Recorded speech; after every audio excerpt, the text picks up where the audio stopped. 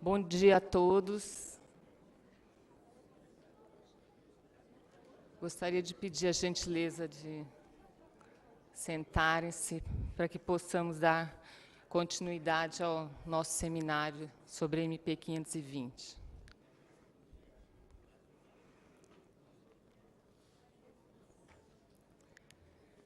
Então, bem-vindos à nossa casa, e eu digo isso em nome da PFDC, que nesse momento não pôde estar presente, a doutora Gilda.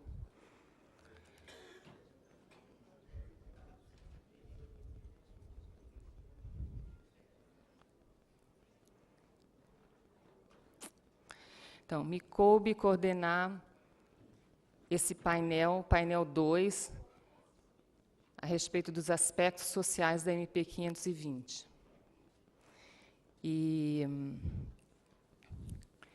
Então, eu gostaria de chamar para compor a mesa os nossos convidados, iniciando com os expositores. Por favor, o Biratã Aguiar, ministro do TCU e ex-deputado federal integrante da Constituinte, por favor.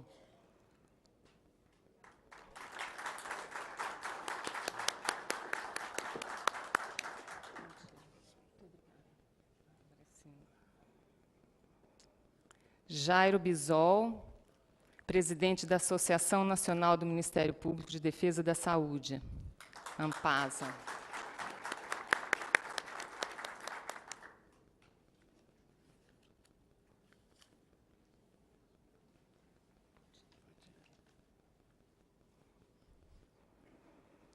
Weder de Oliveira, ministro substituto do Tribunal de Contas da União.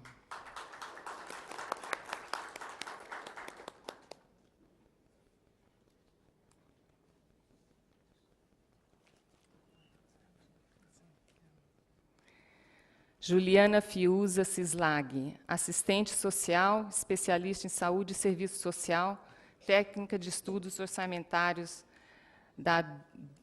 do FRJ.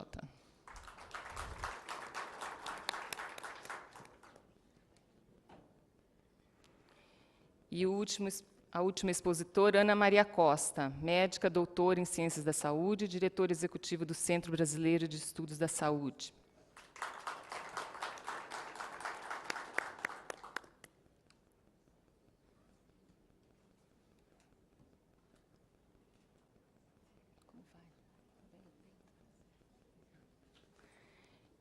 E agora os nossos debatedores desse painel: Marcos Benquerer, ministro substituto do TCU e presidente da Associação Nacional dos Ministros e conselheiro substituto dos Tribunais de Contas.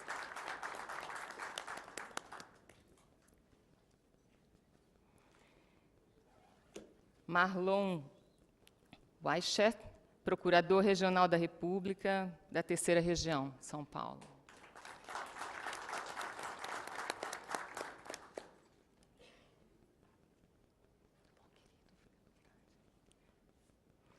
Bartira Grande, professora e dirigente do Andes Regional Sul.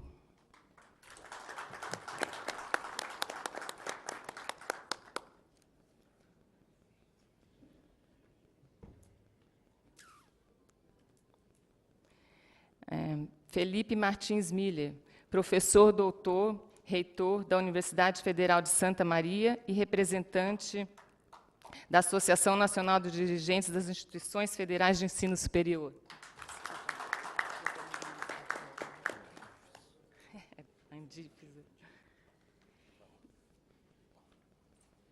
Ileia de Souza Oliveira, Federação de Sindicatos de Trabalhadores das Universidades Brasileiras. Azul.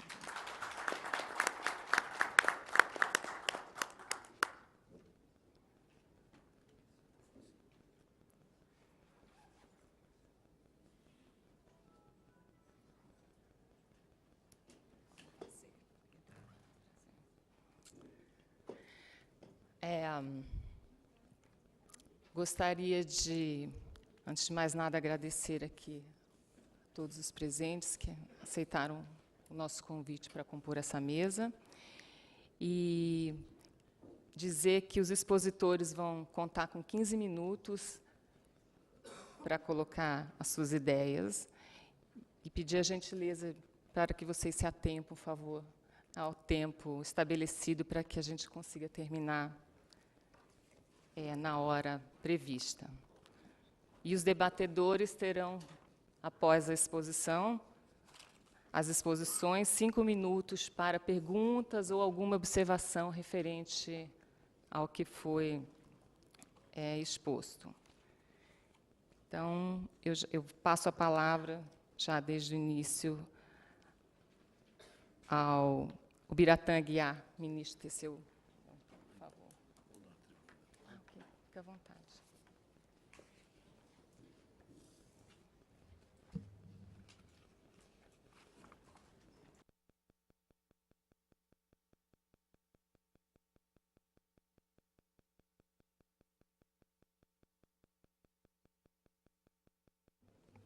Integrantes da mesa, participantes desse evento, com alegria participo de algo que me toca muito de perto.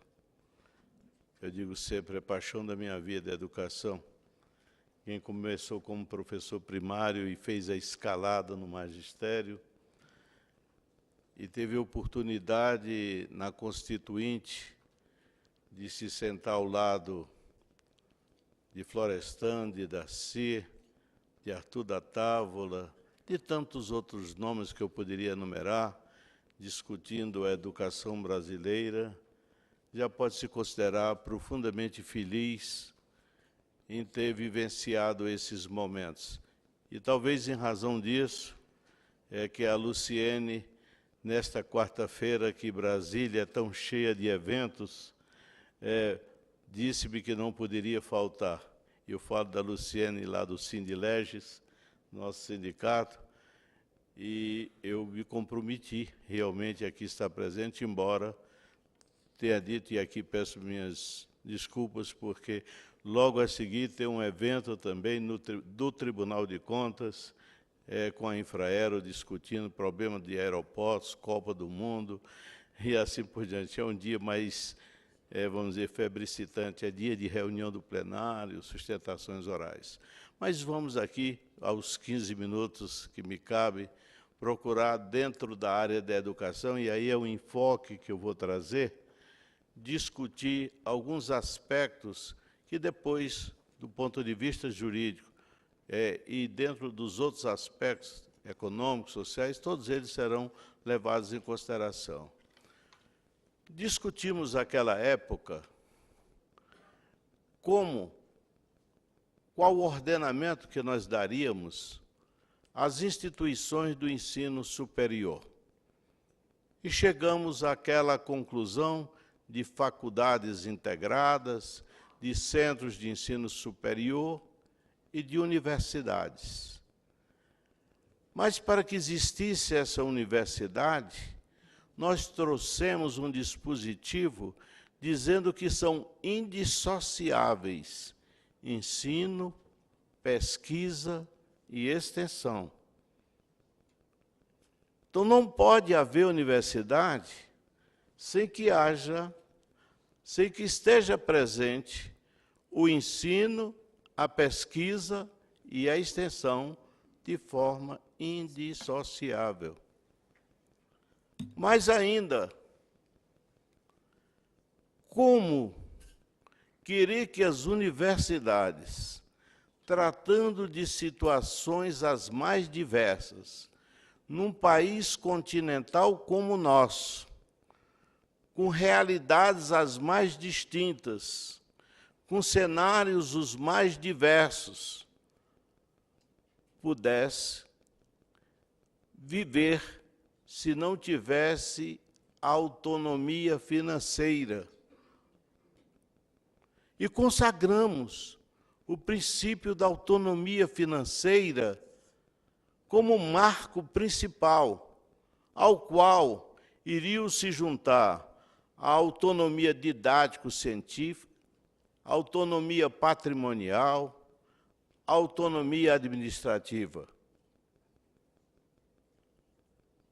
nós já havíamos vivenciado momentos em que nosso país, por não haver um imperativo de consciência, teve que buscar um imperativo constitucional. Lembro de João Calmon, qual um bandeirante percorrendo esse Brasil, para que vinculasse a receita do orçamento para a educação. 18% União, 25% estados e municípios, e ainda tinha um apostozinho lá, que ainda tem, no mínimo. Mas parece que foi escrito tão miudinho que parece só se ler no máximo. Pois bem, então a autonomia financeira foi algo que passou também a ser letra morta, a ser descumprida, a não ser observada ao correr dos anos pós-promulgação da Carta de 88. E vai-se buscar o jeitinho brasileiro para encontrar as situações as mais diferentes. Não, vamos criar instituições, fundações de apoio, que possam captar recursos privados para ajudar na pesquisa e na extensão. Olha a pesquisa aplicada nas regiões mais desenvolvidas, onde está presente a indústria. É fácil captar recursos, é fácil desenvolver projetos. A extensão também vai ser fácil nessas regiões.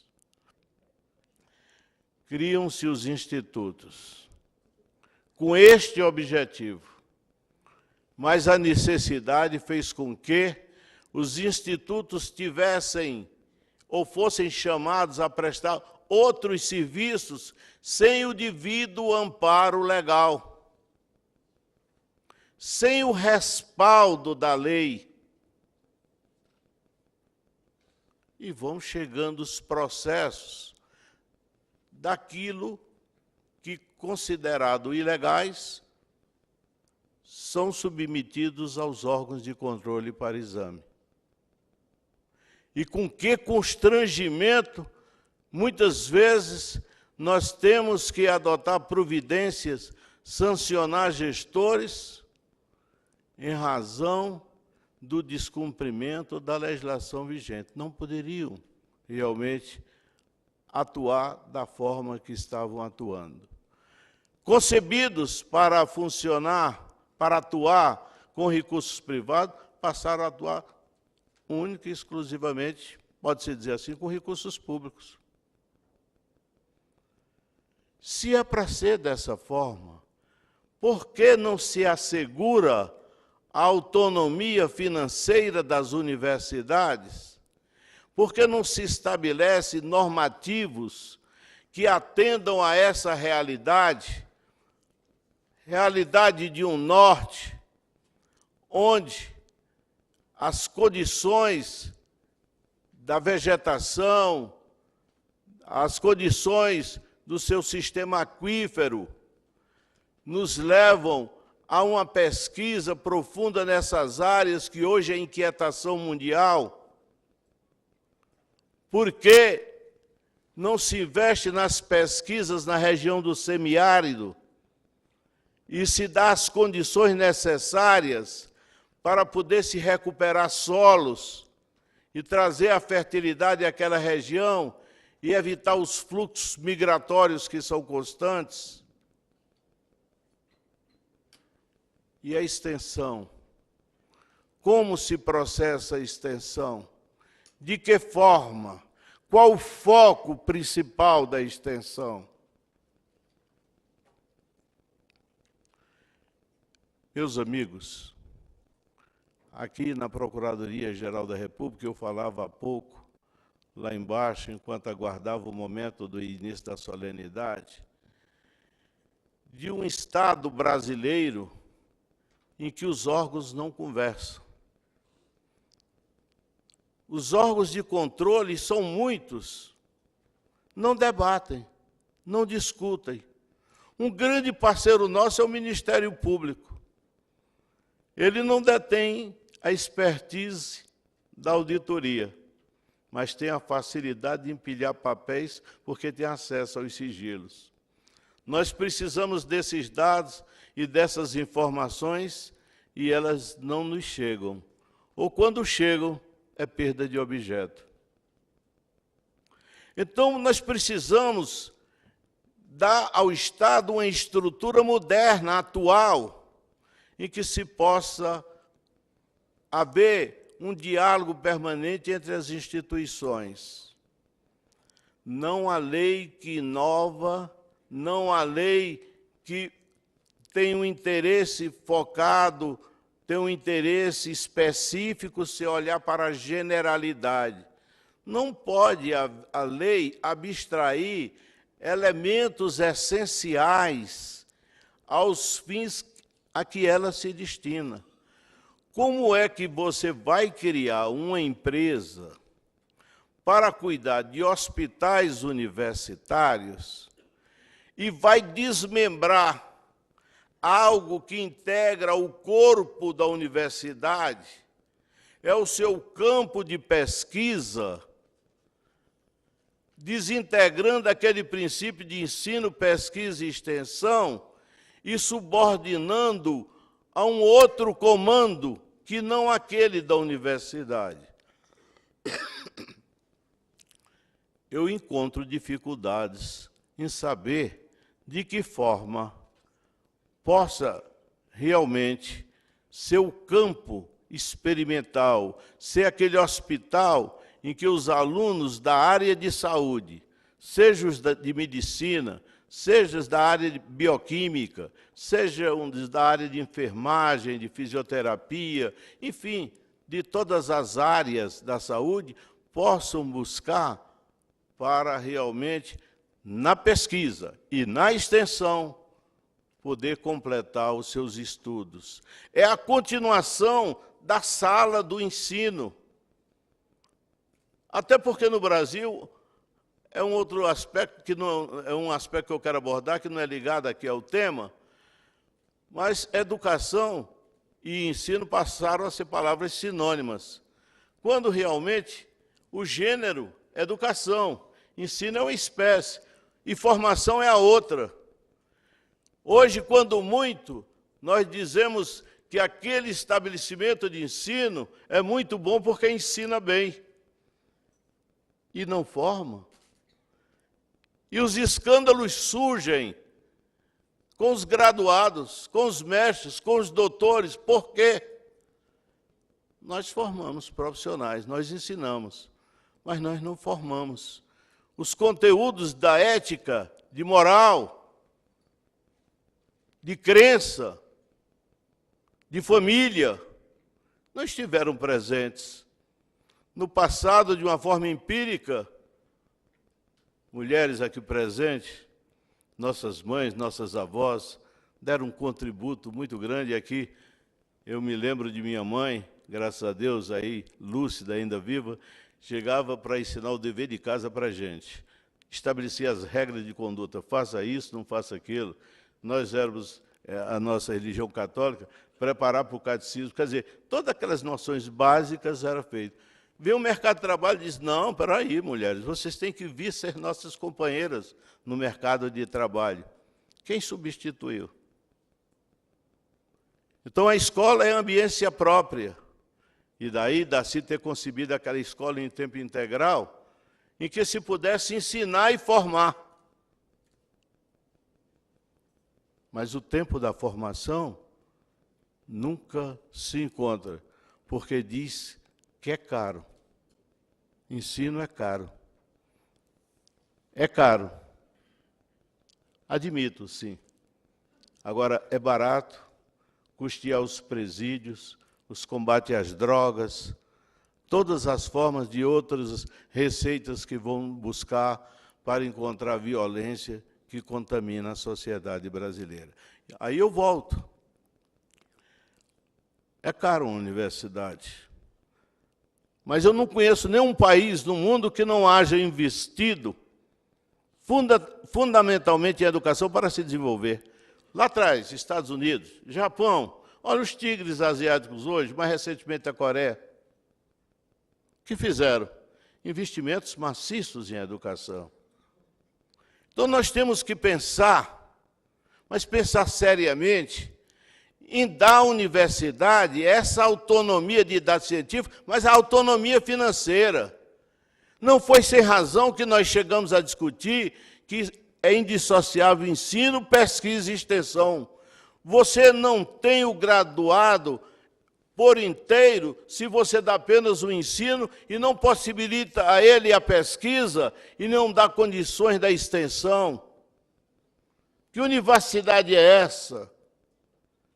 E eu me pergunto, há uma preocupação muito grande com essa nova lei. Mas a emenda 19, 13 anos de idade ela já tem.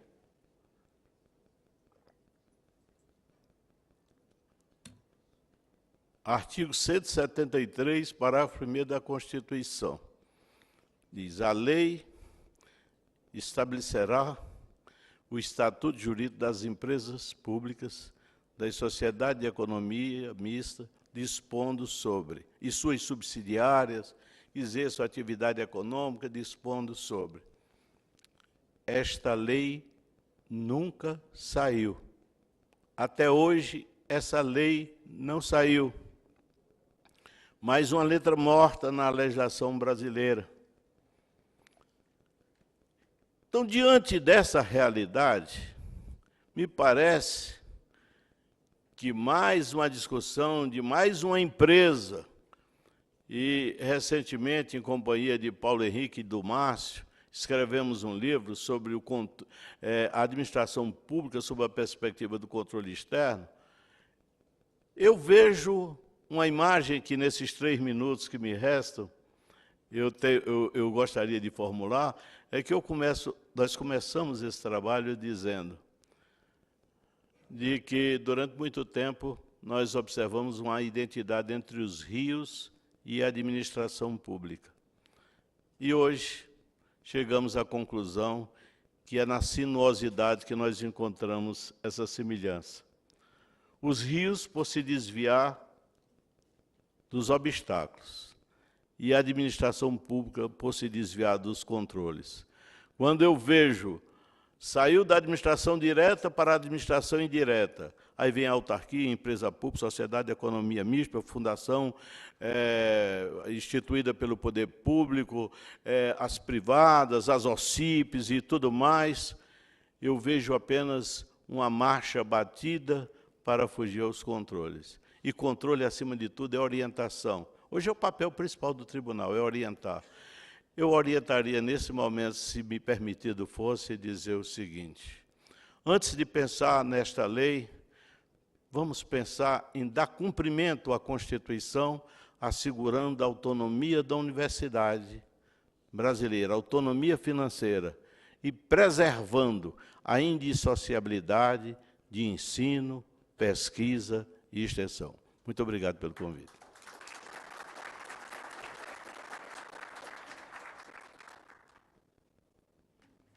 Obrigada, ministro. Passo a palavra. Antes de mais nada, eu gostaria de registrar a presença aqui do nosso colega, Dr. Franklin da Costa. Muito obrigada, Franklin, pela sua colaboração. Nosso relator. E, em seguida, passo a palavra ao Biratã Aguiar, Jairo Bisol, presidente da Associação Nacional do Ministério Público.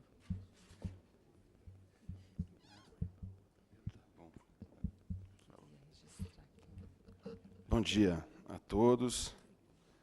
Eu gostaria de cumprimentar os participantes desse evento, os colegas de mesa, na pessoa da procuradora Gilda, embora ela não se encontre presente, lembrando o apoio da ANPASA, a Associação Nacional do Ministério Público de Defesa da Saúde, à realização desse evento, e lembrando jornadas passadas aqui nesse auditório, há um pouco mais de um ano, o primeiro Encontro Nacional do Controle em Defesa do Sistema Único de Saúde. Olhando o tema desse encontro, pode parecer que aqui se discute um modelo de gestão para os hospitais universitários. Mas isso é um primeiro olhar. Se nós olharmos de uma forma um pouquinho mais atenta, talvez a gente comece a perceber que, por detrás desta medida provisória, objeto do seminário, existe uma busca por um modelo de gestão para o SUS como um todo. Não apenas para esse ponto que é uma interface entre o SUS e o sistema de ensino. Olhando mais de perto ainda, a questão que se põe é não apenas que modelo de gestão queremos para o Sistema Único de Saúde, mas que modelo de gestão queremos para o Estado, porque essa discussão ela vem tomando corpo já na esplanada dos ministérios e que se tem por perspectiva propor um novo modelo de gestão do Estado. E se nós olharmos, então, com a profundidade que é preciso olhar o tema, eu acho que a grande questão que está por detrás é que Estado nós queremos.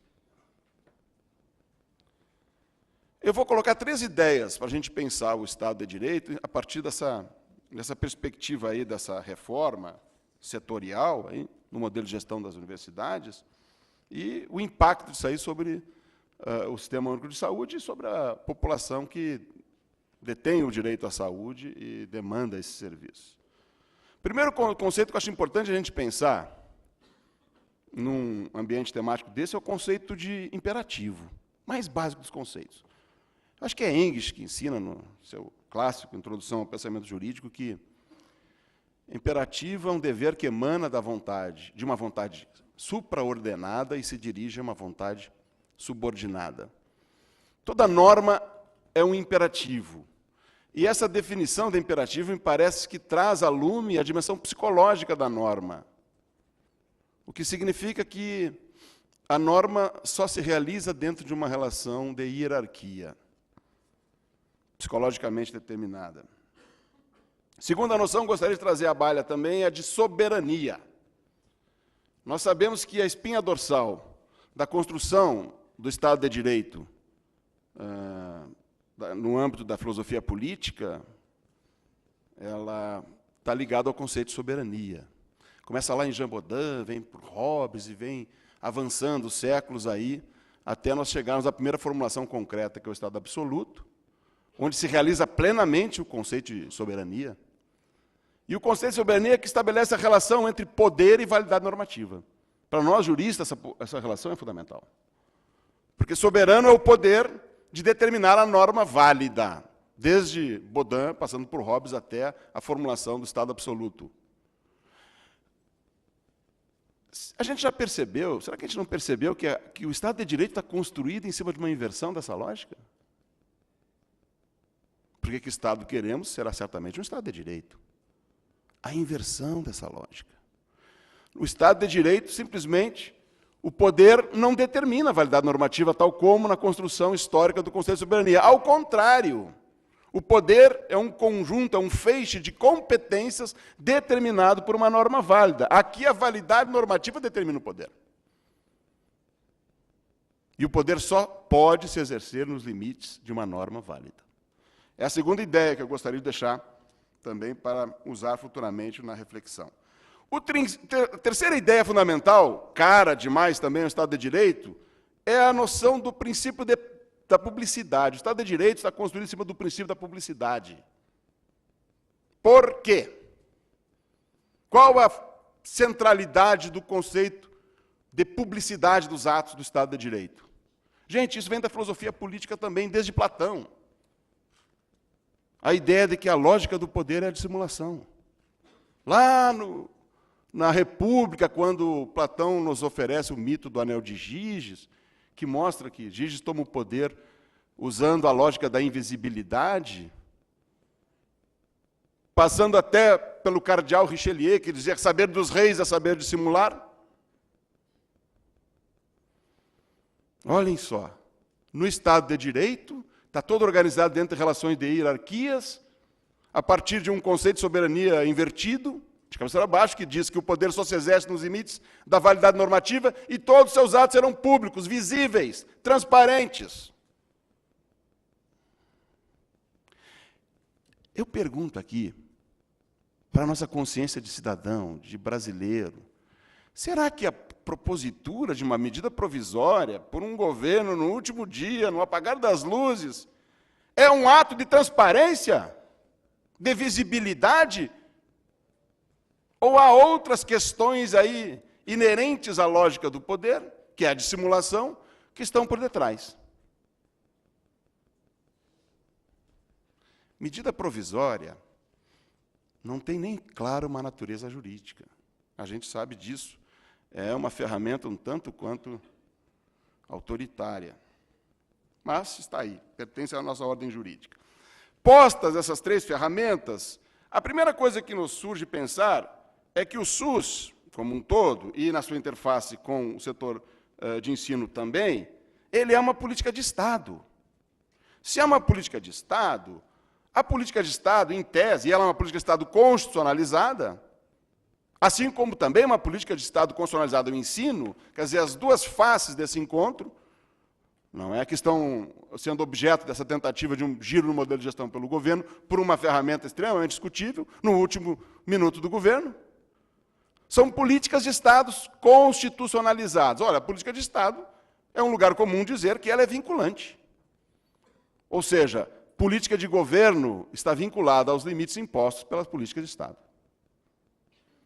Em outras palavras, toda política de governo que ofender uma política de Estado, ela é, por natureza, inconstitucional, inválida, porque é o exercício do poder para além dos limites que a validade normativa lhe afeiçoa, lhe permite.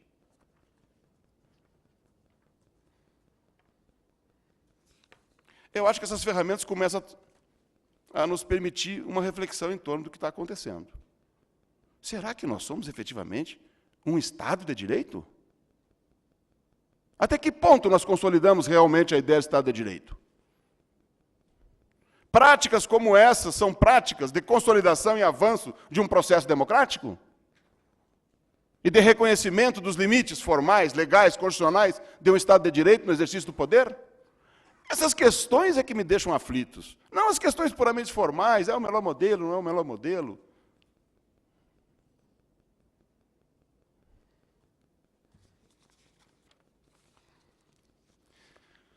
Pois bem, esse giro do modelo de gestão agora está sendo colocado sobre a questão dos hospitais universitários, também como uma resposta a um problema prático que envolvia trabalhadores, não é a primeira tentativa do governo em mudar o modelo de gestão. A primeira tentativa, no âmbito do SUS, claramente, ela se deu na última Conferência Nacional de Saúde, a 13ª Conferência Nacional de Saúde. Instância máxima, definido por Constituição, na decisão das políticas públicas de saúde. Ali, quem participou da conferência, o Ministério Público teve a honra de ser convidado a participar, testemunhou uma tentativa do governo federal em impor, sem discussão, a discussão democrática que uma conferência pressupõe, porque ela é a expressão da democracia participativa mais rica que nós temos no país, a Conferência Nacional de Saúde. É um exemplo de democracia participativa, é um exemplo de um modo de construir o Estado a partir da sociedade civil e não a partir de um conjunto de relações com as elites de poder. Lá na conferência se testemunhou essa primeira tentativa de impor um giro no modelo de gestão. À época, e é o mesmo grupo que está por detrás da formulação dessa proposta, das empresas brasileiras de serviços hospitalares, propunha as fundações públicas de direito privado. Evidentemente, a reação de uma instância de expressão máxima de democracia participativa num país reage a uma tentativa de se colocar de cima para baixo uma política dessa natureza de uma forma brutal também. Um sonoro não, e não se discutiu, criou-se um grande mal-estar entre governo e essa instância máxima, que eu chamaria de exercício da democracia participativa no nosso país, que é a Conferência Nacional de Saúde. E de lá para cá, a coisa ficou como um impasse. E nós, promotores que atuamos em defesa da efetividade dessa política, que é o SUS, nós estamos testemunhando dia a dia o solapamento dessa política por um processo de ocupação dos espaços da saúde pública pelos interesses privados.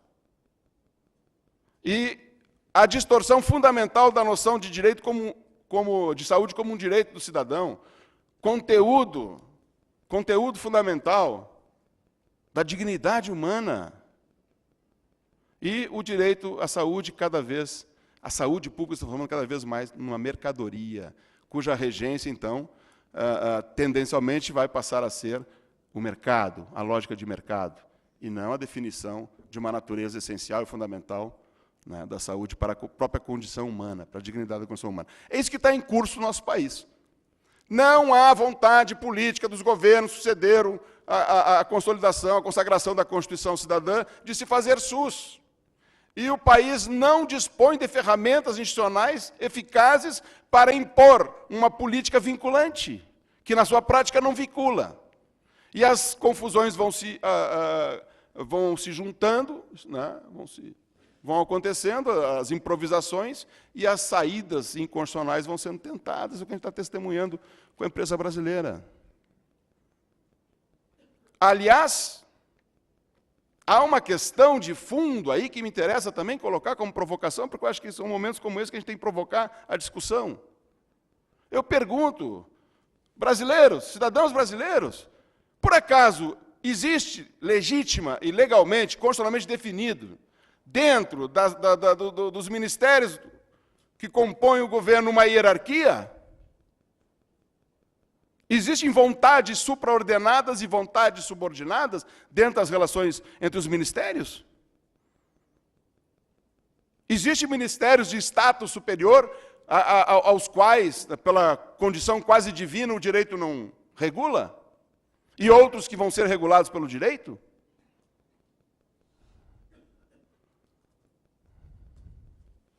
Eu não estou perguntando na aparência das coisas.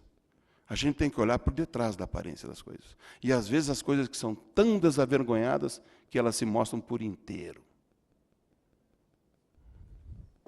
É possível admitir, bem claramente, uma hierarquia entre a área econômica e a área social? Nós, brasileiros, vamos ficar boquiabertos admitindo isso? Existe essa hierarquia?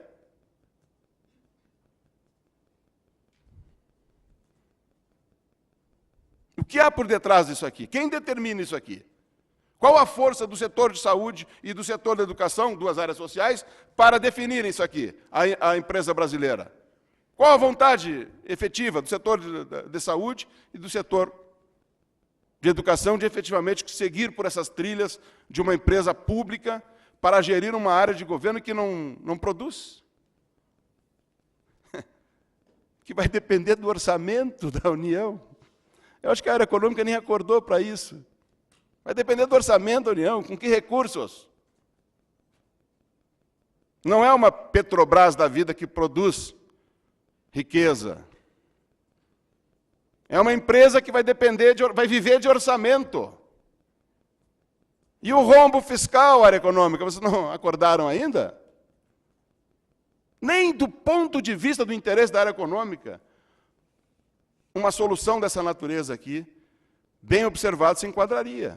Parece que a área econômica não parou, não se debruçou sobre o tema, já que a área econômica é uma área tão divinizada, apesar de por debaixo dos panos, né, da institucionalidade, dentro de uma lógica de poder na esplanada dos ministérios.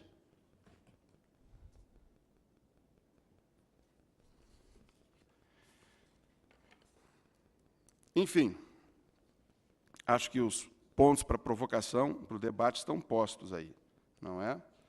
Eu acho que por detrás dessa questão realmente está não apenas a discussão dos limites formais e do impacto social, efetivamente, da medida provisória 520. É uma questão mais ampla. Isso é apenas um balão de ensaio. Não é o caminho mais adequado para se fazer um giro no modelo de gestão. Nós temos que discutir, como brasileiros, urgentemente o modelo de gestão e dizer, é esse que nós queremos, é o que está aí. E os governos vão praticar esse que está aí. E se não for esse que está aí, então vamos mudá-los. O que não se pode fazer é tentar subverter as regras do jogo, especialmente as regras no plano da constitucionalidade. E me parece que esse é o problema mais grave que há por detrás disso aí. Muito obrigado.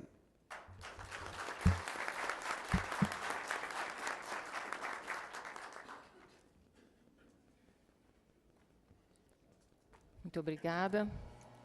Passo a palavra agora ao Weder de Oliveira, ministro substituto do Tribunal de Contas da União, por favor.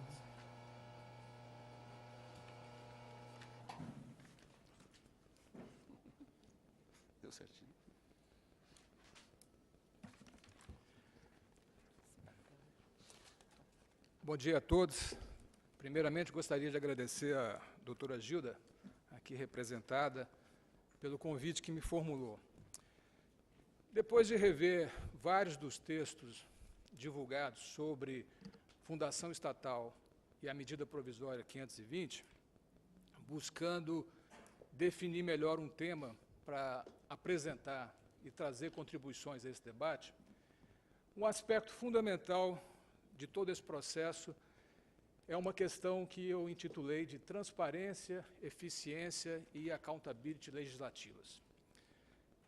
Nós vamos ver, analisando um pouco mais proximamente, tanto o texto da MP quanto a sua exposição de motivos, inconsistências e a falta de transparência ou, pelo menos, garantia de que essa legislação possa contribuir efetivamente para a melhoria do estado de coisas que ela pretende modificar. Fazendo uma rápida passagem nesse período de 15 minutos, as finalidades da empresa são, basicamente, a prestação de serviços gratuitos de assistência médica hospitalar e ambulatorial no âmbito do SUS e a prestação de serviços de apoio ao ensino-aprendizagem, à formação de pessoas vinculados mais à área de pesquisa das instituições de ensino superior. Pode passar. Além disso, de acordo com o texto da MP, administrar unidades hospitalares, prestar apoio ao processo de gestão dos hospitais universitários e federais. Aí um primeiro ponto. A empresa não visa apenas atuar no âmbito dos hospitais universitários. As suas atividades podem se expandir para os hospitais federais fora do âmbito do Ministério da Educação. De que forma esses serviços de apoio ao processo de gestão seriam, então, formulados? Com a implementação de sistema de gestão único, é a ideia de uma empresa gerenciando hospitais para estabelecer padrões de desempenho, mediante contrato com as instituições financeiras, com as instituições federais de ensino. O processo de gestão se dará por meio desses contratos com as universidades. Quando se para, então, para pensar quais são os recursos que essa empresa contará para desempenhar suas atividades. Então, basicamente, recursos oriundos de contratos de processo de gestão com as universidades, recursos do SUS pela prestação de serviços gratuitos. Possivelmente, poderá receber subvenções de pessoas físicas ou jurídicas, direito público ou privado, e aí está, pode vir a ter os seus recursos suplementados por dotações do orçamento federal. A pergunta que fica aí é: como essa empresa vai gerar recursos adicionais aos que hoje os hospitais universitários já recebem? Se ela vai prestar serviços gratuitos e se ela vai receber recursos oriundos das universidades por meio de contratos, entre aspas, de gestão. Uma possível fonte seria a integralização de capital, que será promovido com recursos do orçamento. Então, a menos que seja a empresa dotada de um capital inicial substancial, efetivamente, ela não vai gerar imediatamente recursos adicionais ao que já existem. Então, como se pode esperar que ela vai mudar o estado de coisas sem recursos adicionais ao que hoje já são considerados insuficientes no âmbito dos hospitais universitários? Se a empresa futuramente vier a receber subvenções do governo federal, aporte de recursos, ela passará a ser enquadrada como uma empresa estatal dependente, passará a ter que integrar o orçamento federal, tanto por força de disposições repetidamente incluídas nas leis de diretrizes orçamentárias, entre elas a LDO 2011, pode passar, tanto por força do que está disposto na Lei de Responsabilidade Fiscal, que define o que é uma empresa estatal dependente. Ela pode começar como uma empresa estatal independente, fora do orçamento federal, exceto seus investimentos, mas pode vir a se tornar, e tudo indica a ser, a menos que se faça um trabalho mais técnico para saber o que é essa empresa, numa estatal independente, solapando umas das suas finalidades que nós vamos ver mais à frente. Pode passar. A exposição de motivos que acompanha a MP apresenta a série de razões para a criação, a instituição dessa empresa. Primeiro, O setor de hospitais e hospitalares universitários é um setor de limitada autonomia administrativa.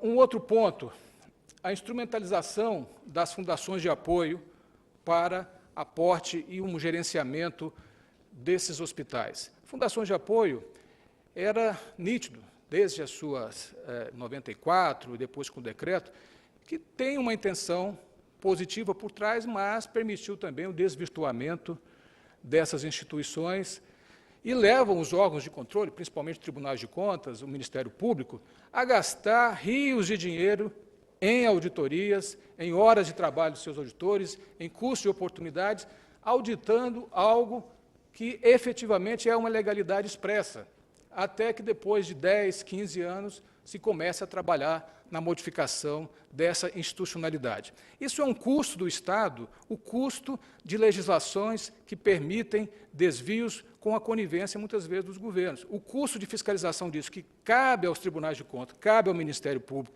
que devem cumprir o que está na lei, gera despesas elevadíssimas que nem sempre são consideradas na gestão do Estado. Pode passar. Um problema fundamental da exposição de motivos que leva à criação da empresa. Diferentes regimes de contratação.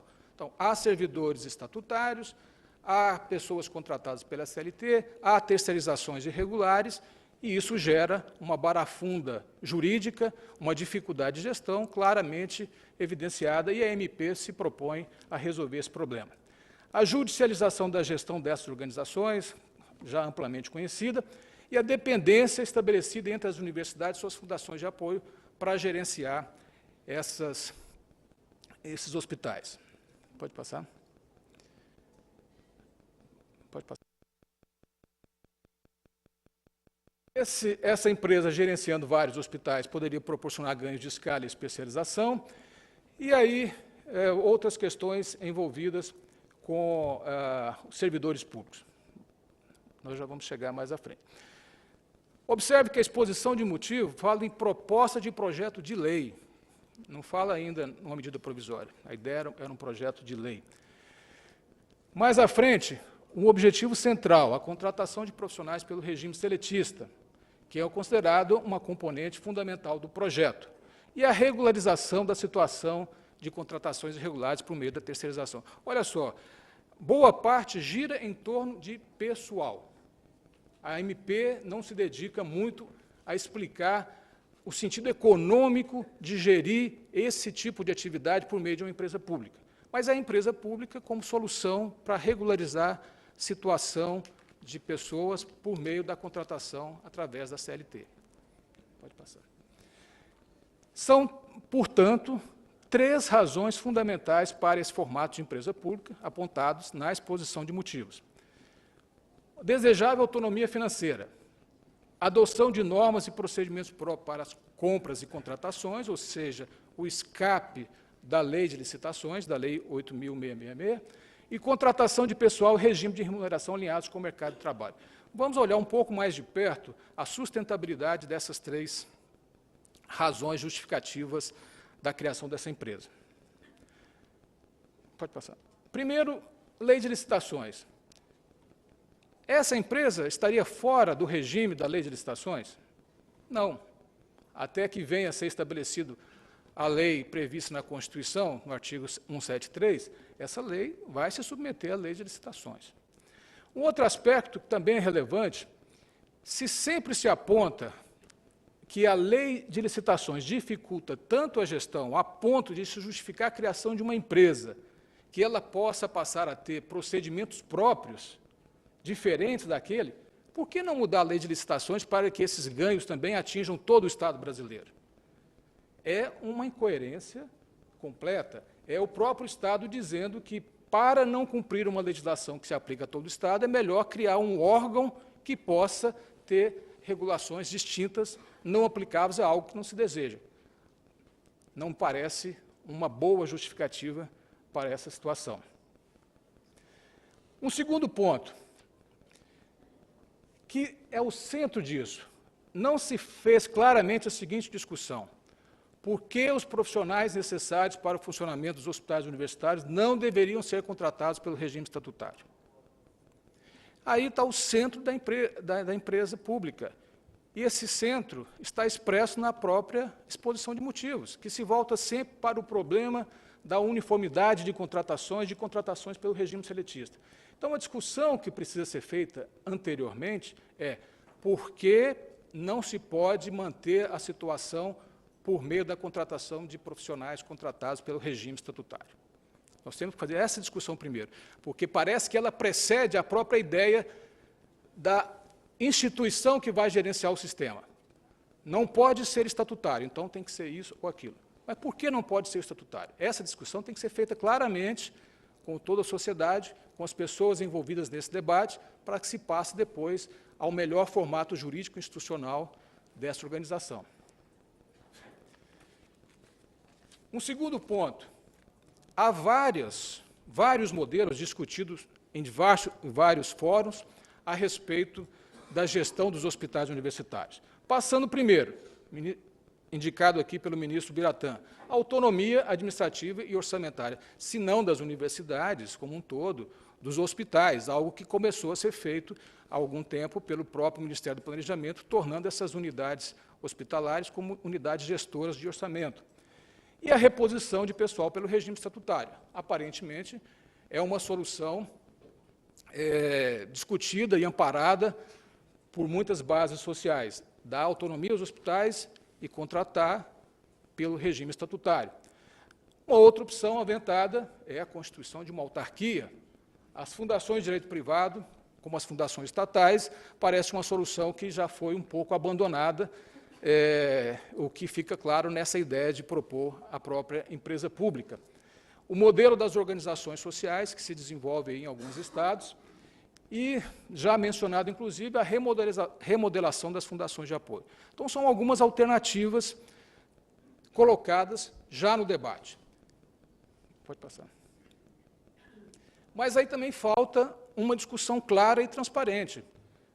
O gerenciamento dos hospitais universitários por meio do modelo de empresa pública é a melhor ou a única forma de esses hospitais cumprirem suas múltiplas finalidades, ensino, pesquisa, extensão e saúde? Onde estão esses pressupostos dessa conclusão? Onde estão os pressupostos que, diante dessas várias alternativas, a empresa pública, não falando em outros aspectos de âmbito mais geral, é aquela que economicamente, do ponto de vista social, do ponto de vista constitucional, do ponto de vista jurídico, é aquela que melhor pode levar à frente as finalidades dos hospitais universitários. Isso não foi esboçado na exposição de motivos, nos diversos textos disponibilizados também essa discussão não se faz claramente, e aí fica, onde estão esses pressupostos? Nós vamos debater esse modelo com base em que pressupostos econômicos, com base em que pressupostos de gestão, de administração pública. Sem isso, o debate fica rodando no vazio, sem chegar a algo que possa permitir aos parlamentares, a todos aqueles que se mobilizam para debater esse assunto, discutir claramente e com franqueza a finalidade e a viabilidade dessa empresa. Pode passar. Um aspecto de constitucionalidade relevante é o que está no artigo 37 e 19 da Constituição. Somente por lei específica pode ser criada a autarquia e autorizada a instituição de uma empresa pública. A Constituição fala em lei específica. A questão que se coloca é, o Poder Executivo, ao qual compete instituir a empresa, necessita de uma autorização por lei específica para fazer a instituição.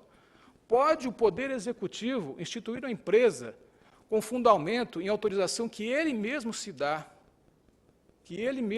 por meio de medida provisória, sem autorização prévia do Congresso?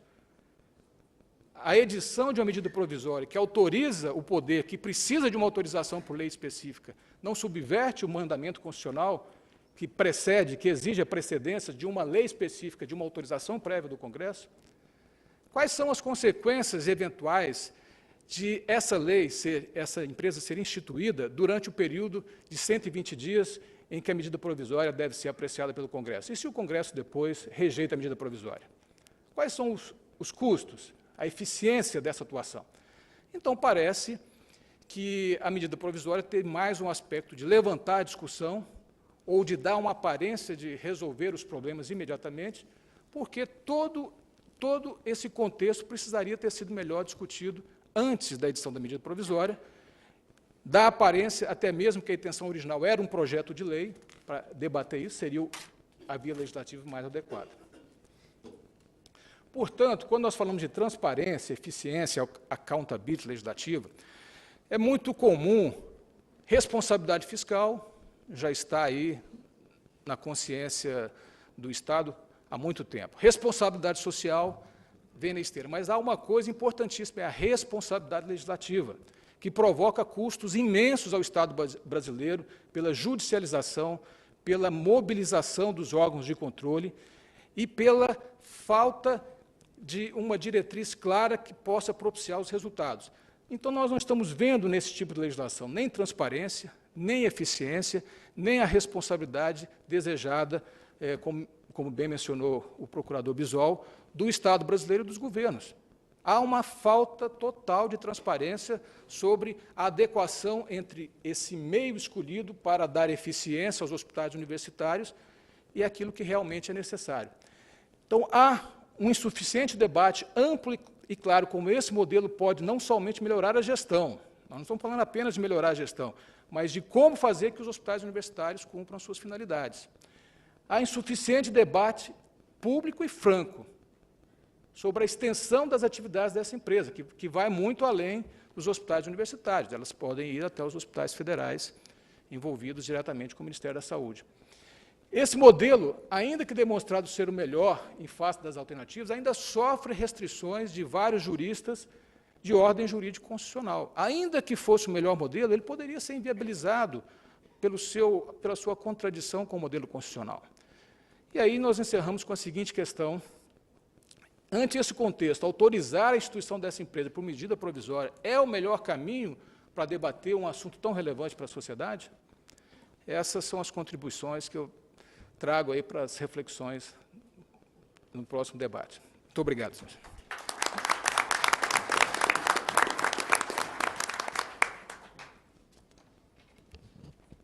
Muito obrigada.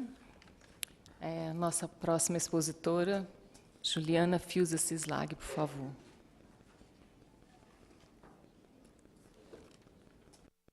Assistente social, especialista em saúde e serviço social e técnica de estudos orçamentários da ADU-FRJ.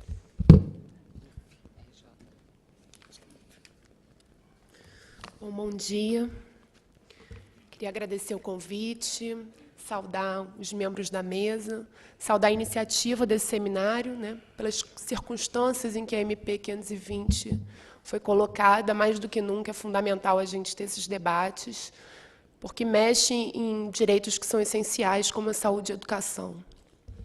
A contribuição que eu vim trazer, ainda que tenha clareza de que a MP 520 não se limita aos hospitais universitários, mas a contribuição que trouxe vem pensar a lógica da MP 520 dentro da reestruturação dos hospitais universitários, que está em curso desde antes dessa medida provisória.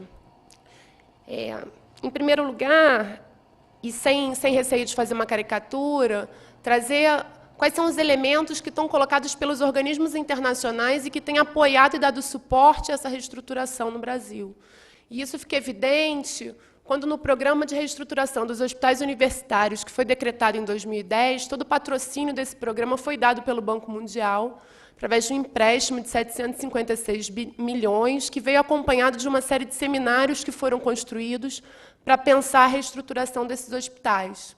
E, nesse seminário, já se apontava como modelos, como novos modelos possíveis de gestão e como modelos exemplares, o modelo do Hospital de Clínicas de Porto Alegre, que é um modelo de empresa pública, e o modelo de São Paulo, que é um modelo de organização social. Então, sempre teve colocado a necessidade, pelo governo, de mudar o modelo de gestão dos hospitais universitários. E aí, buscando os aportes dos organismos internacionais, o que eles vêm discutindo sobre os hospitais universitários, houve um seminário em 1995, realizado pela Organização Mundial de Saúde, onde se apontava o início da reforma necessária aos hospitais universitários em todo o mundo, que teve um documento chamado The Proper Function of Teaching Hospitals Within Health Systems, que é um documento que é público e que pode ser encontrado, que traz o diagnóstico que os hospitais universitários eles são muito caros, que com 10% dos atendimentos totais da rede, eles no mundo inteiro têm entre 9% e 40% do total de gastos da saúde dentro dos hospitais universitários. Segundo os dados da Abraue, em 2001, e é importante, 9% dos leitos, 12% das internações estavam nos hospitais universitários no Brasil, somando 24% dos recursos do SUS.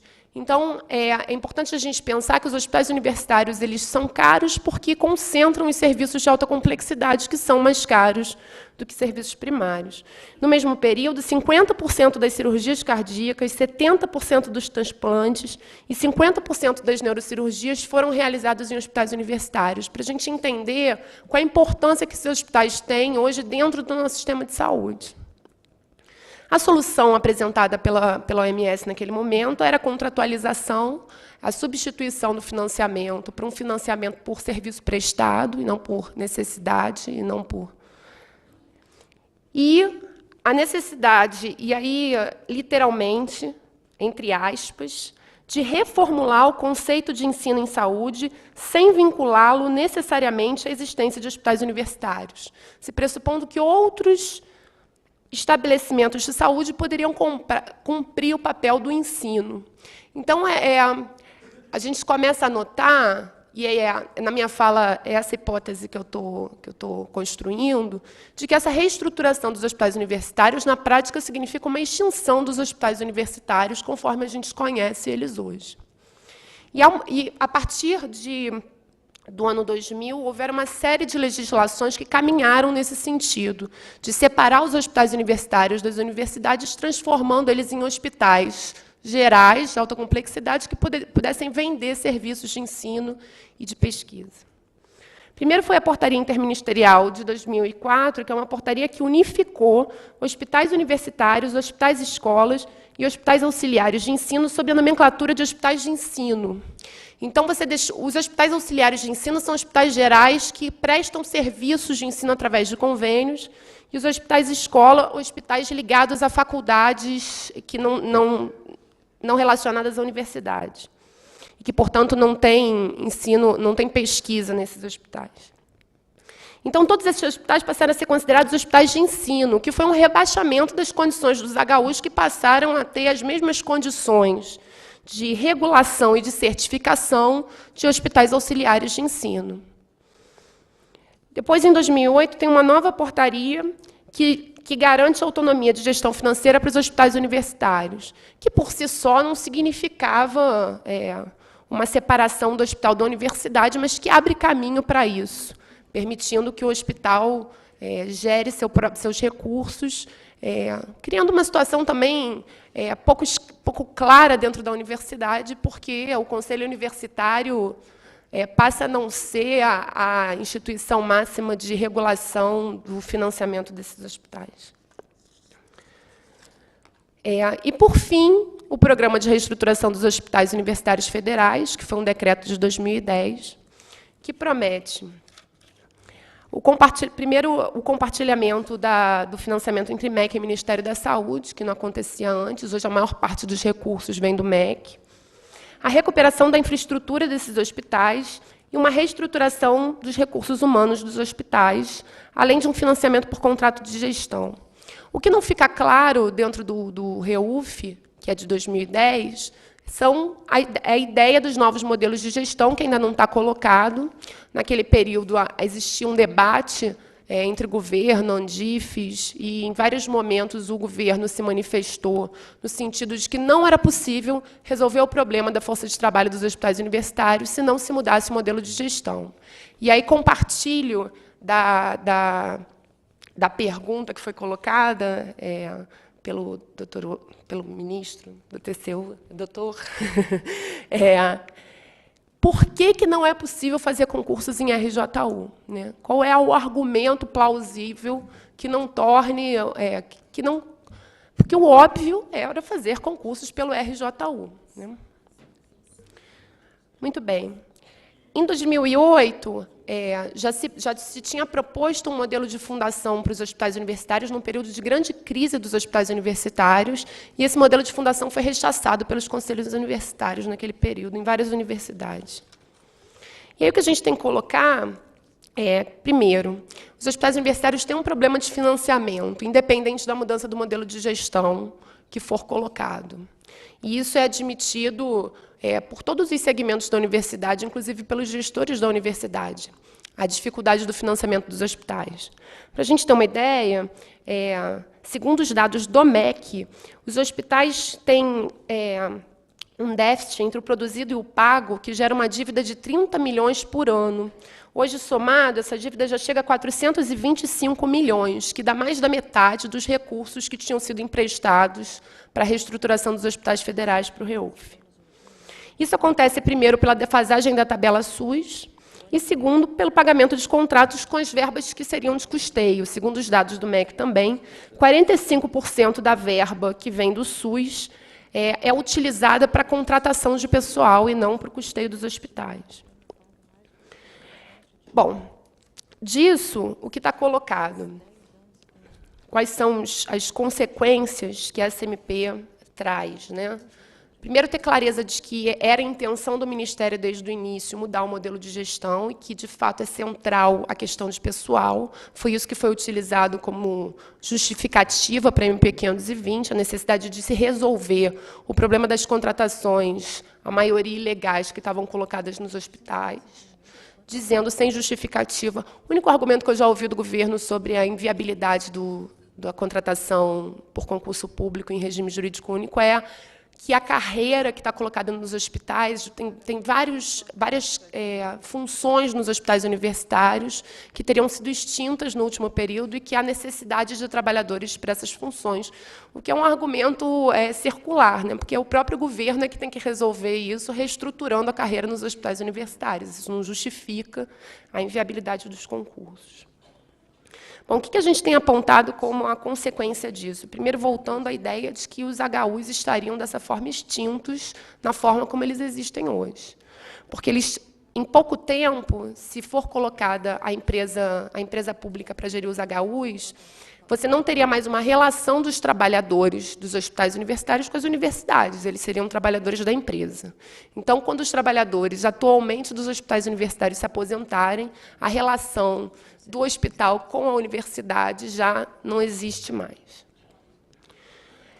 Em segundo, se, num primeiro momento, quando a MP coloca que o serviço vai ser gratuito e, no âmbito do SUS, o serviço assistencial dos hospitais, e isso não nos parece nenhuma garantia, se a gente for ver o que aconteceu em São Paulo também no final do ano passado, que dezembro, agora esse período de festas tem sido um período escolhido pelos governos para mexer na saúde pública. Em São Paulo, teve uma lei no final do ano passado, também dia 21 de dezembro, que permite hoje que as organizações sociais vendam 25% dos leitos para a iniciativa privada. Então, ainda que a MP hoje não coloque a possibilidade da venda de serviços assistenciais, isso pode ser modificado em algum outro momento. Agora, desde a MP, nos parece que há a possibilidade da venda de serviços de pesquisa e de ensino. Em nenhum momento isso está proibido pela MP.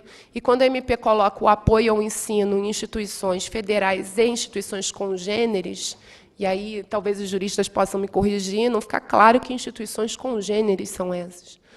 Se são instituições estaduais ou são instituições privadas. A venda de serviço para instituições privadas dentro dos hospitais universitários, serviços de ensino, modificaria o que a gente tem hoje, que é uma relação orgânica dos hospitais universitários com a formação de profissionais para a área da saúde, onde, inclusive, no caso da medicina, por exemplo, os professores estão dentro dos hospitais universitários.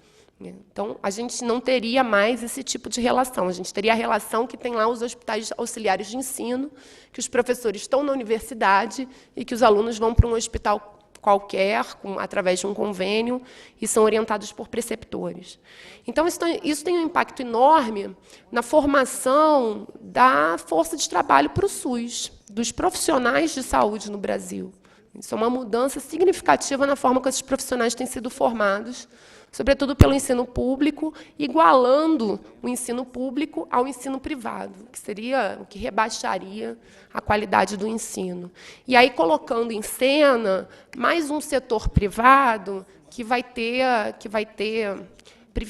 privilégios e vai ter ganhos com essa lógica de gestão, que são as instituições privadas de ensino superior, que vão poder competir pelos alunos das universidades públicas, já que hoje o diferencial fundamental na área da saúde, no ensino nas universidades públicas, é a existência de hospitais universitários com indissociabilidade entre ensino, pesquisa e extensão. É essa diferenciação. E, com essa diferenciação terminando, as instituições privadas vão ter mais condições de competir pelos alunos e vão poder se utilizar dos serviços dos hospitais hoje universitários, hoje ligados às universidades, para as suas atividades de ensino. Uma outra questão é a negação do controle social dentro da empresa, né, que a gente tem colocado. Segundo o SUS, hoje, o controle social tem que ser exercido por 50% de usuários, 25% de trabalhadores e 25% de gestores. E toda essa lógica de novos modelos de gestão, seja a fundação, as organizações sociais ou a empresa pública, ao deslocar para a lógica empresarial a gestão, ela acaba com os mecanismos de controle social. Então, essa é uma outra questão que precisa ser pensada. Uma outra coisa que também está sendo colocada em vários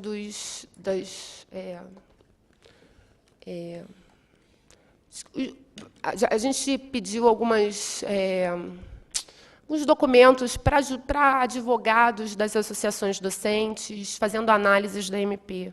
E uma das coisas que foi colocada é a possibilidade do capital também ser aberto dessa empresa em algum determinado momento. Se não num primeiro momento, onde se diz que o capital está todo no governo, isso pode ser modificado depois, e a empresa pode ter como acionistas empresários de planos de saúde, do setor privado. Então, esse é um outro risco que está colocado por essa lógica de gestão. Por fim, a rotatividade dos servidores, né, porque também é uma questão de Estado. O serviço público ele existe com sua estabilidade para garantir que o corpo de servidores permaneça constante, apesar das mudanças de governo. E, dentro da saúde, dentro da educação, isso é ainda mais grave, porque você perde a continuidade dentro dos serviços. Então, a lógica da CLT colocada na saúde significa uma redução da qualidade por implementar dentro do serviço público de saúde a lógica do serviço privado, de rotatividade. O servidor passa a não ter relação com aquele hospital, ele tem uma relação com a empresa, seja a empresa ou a fundação, então ele pode trabalhar em hospitais diferentes, se a empresa assim decidir. E, sem dúvida, uma tentativa do governo de, com a perda da estabilidade, reduzir as possibilidades de organização desses trabalhadores e do movimento sindical. Então,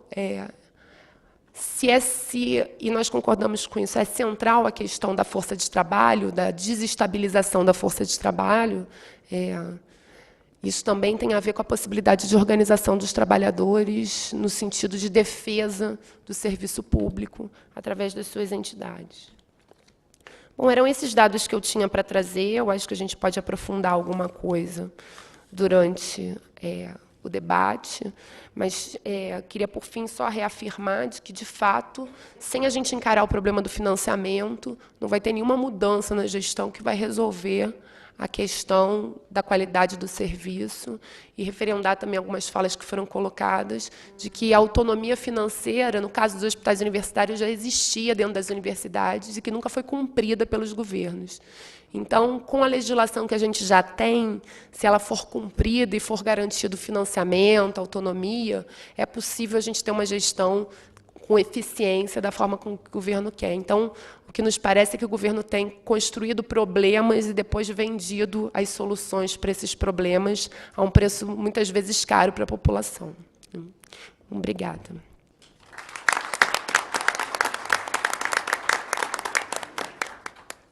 Muito obrigada. Eu gostaria de registrar aqui a presença da excelentíssima Procuradora Federal dos Direitos do Cidadão, a doutora Gilda Pereira de Carvalho, responsável pela realização desse seminário para discutir essa tão polêmica medida provisória.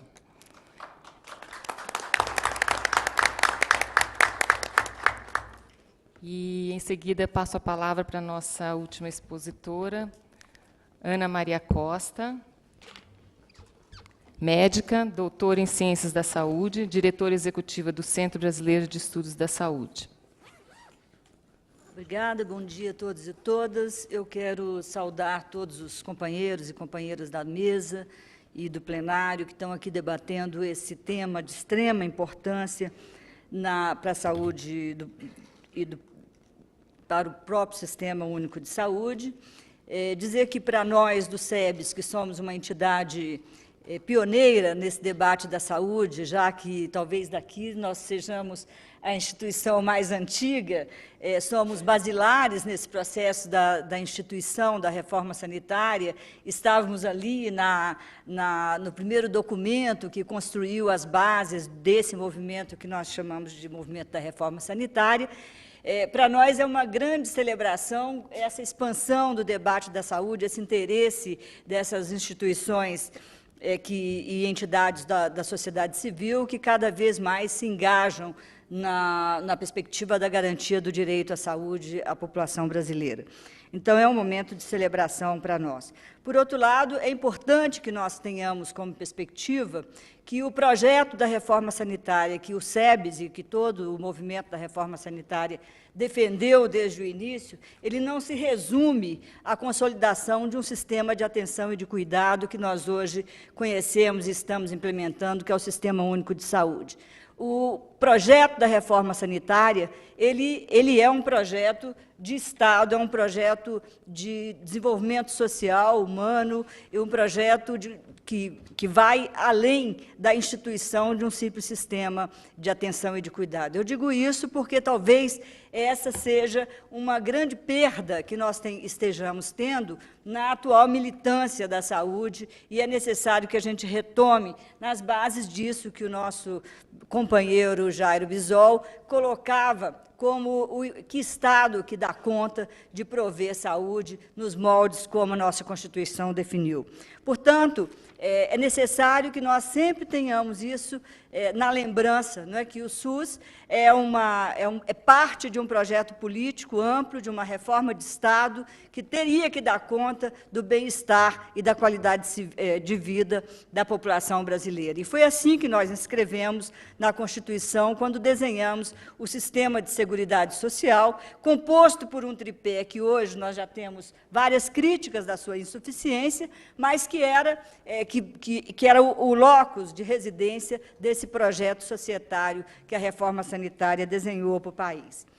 Eu acho que, ao longo desses anos, nós temos diversos estudos que mostram, e várias análises que nos mostram, o tanto que os hospitais universitários eles constituem uma pedra no sapato na implementação do Sistema Único de Saúde. Eu digo isso porque acho que, nesse momento que nós estamos discutindo a MP 520, é necessário que nós também tenhamos uma responsabilização dos hospitais universitários como parte do Sistema Único de Saúde, né? É importante que nós tenhamos a consciência da desintegração crônica dos hospitais universitários, em se tratando de uma concepção de rede nos respectivos territórios de sua localização. Não que eles não tenham importância no processo, no volume de atenção e de cuidado, mas eles normalmente atuam sob uma ótica, uma lógica extremamente apartada dos interesses do sistema local e territorial de saúde. E essa não é uma opinião pessoal, isso é evidenciado por diversos estudos que nós temos tido a oportunidade de verificar. Ao par disso, nós temos o grave problema da porta dupla, que não é tratado também como uma questão do SUS, mas inerente ao hospital universitário, que fica na argumentação da sua autonomia e que fere profundamente os princípios da universalidade, da gratuidade, do acesso universal.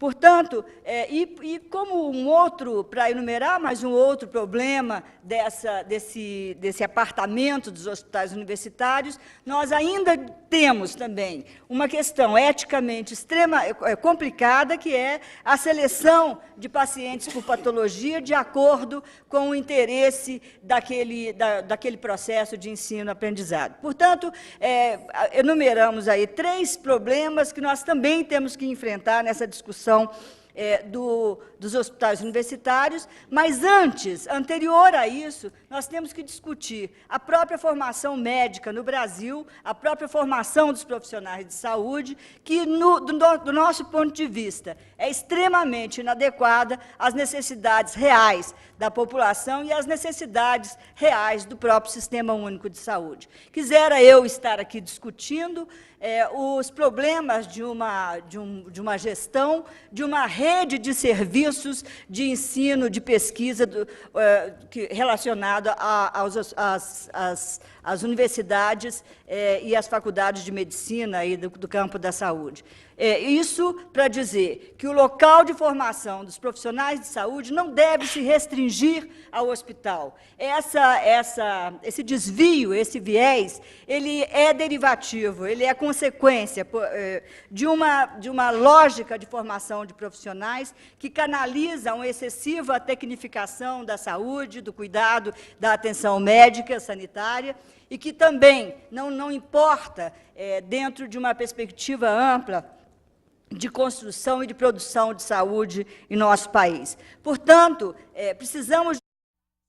Aqui já falaram. Representantes do TCU, ontem eu ouvi atentamente a fala do doutor Júlio, aqui o doutor Weber, o doutor agora, doutor Marcos Benquerer. Todos têm uma opinião que, tirando pouquíssimas questões, combinam totalmente com a visão do movimento sindical. Que interessante, que a gente sempre viu no TCU como órgão que só controla, que só cobra, e agora a gente constata uma similaridade muito grande entre o que o TCU pensa e nós, acerca dessa medida provisória. Então, não seria o momento do TCU responder ao governo que essa medida provisória está tentando enganar a população e os próprios órgãos de controle e fiscalização do Estado, como se fosse uma alternativa que vai, responder a uma exigência do TCU? Então, essa é a primeira coisa, a primeira pergunta que eu faço diretamente, porque o embate ideológico e político, o movimento sindical está fazendo. Agora, a ação efetiva, na minha opinião, que tem que fazer são os órgãos de controle e fiscalização do Estado, porque realmente o MEC exorbitou do papel dele, não só do ponto de vista do mérito e do conteúdo da proposta, mas também com essa audácia de fazer, através de uma medida provisória, criar uma empresa pública para gerir o hospital e, aparentemente, tentar atender à exigência do TCU. Um outro argumento que eu gostaria de colocar aqui também, gostaria de ouvir a opinião dos palestrantes, é acerca da outra justificativa que o MEC coloca na introdução da MP, onde ele afirma, e aí eu quero provocar também o reitor aqui, que eu tenho uma grande admiração, como tem também pelo reitor Aloysio, que já manifestaram a sua posição contrária à medida provisória, mas o MEC afirma textualmente que a gestão dos HUs é incompetente, ou seja, ele acusa os nossos gestores de incompetentes. Na medida que acusa que a gestão do HU é incompetente, a administração da universidade também é incompetente.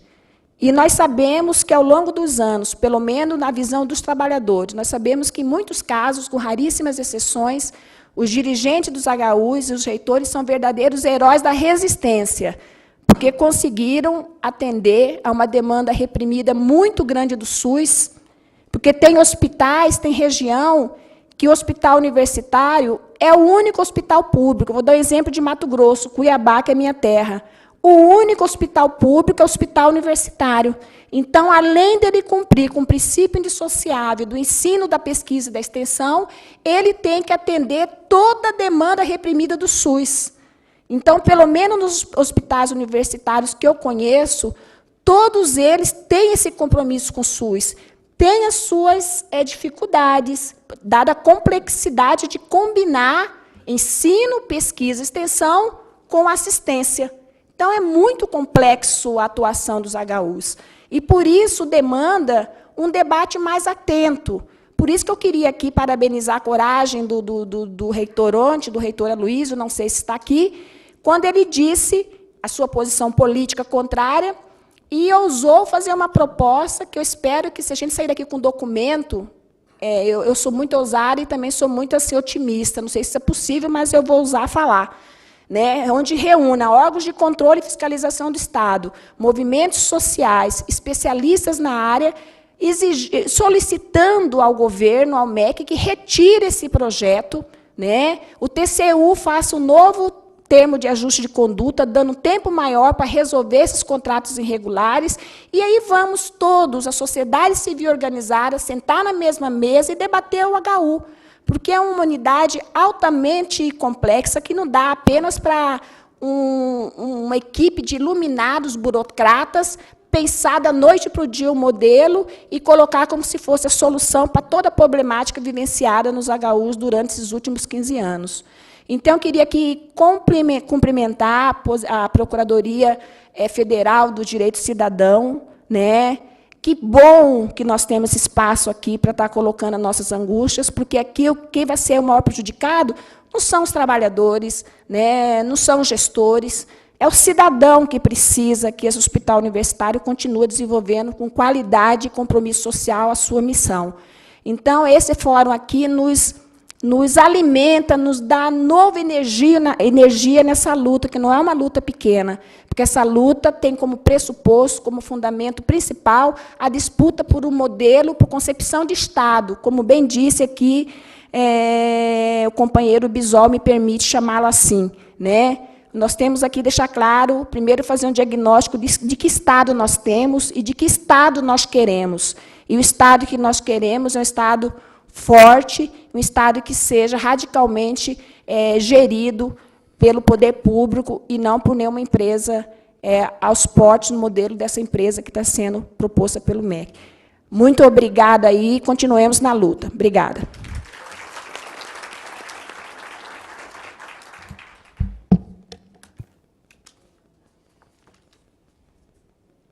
Ministro Marcos, gostaria de fazer algum comentário a respeito da pergunta?